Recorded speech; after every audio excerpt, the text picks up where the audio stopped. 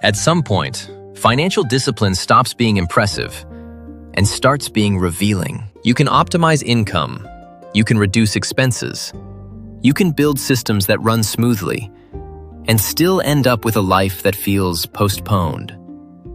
Because money doesn't just measure progress, it shapes what you prioritize, what you delay, and what you quietly trade away.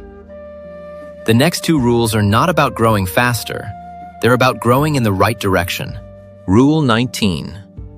Let money support life, not replace it. Money is a tool, not a purpose. But many people quietly replace life with money. They delay happiness until later. They postpone rest, relationships, and meaning for a future that's never guaranteed.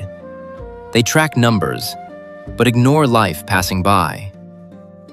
Minimalist finance restores balance. Money should support your life, not consume it. Wealth is not just what you own, it's how you live. If your finances grow but your life feels smaller, something is wrong. If you're optimizing spreadsheets but neglecting health, family, and peace of mind, you're paying too high a price. The goal isn't maximum income. The goal is sufficient income aligned with your values. Enough to live well. Enough to sleep calmly. Enough to choose how you spend your days.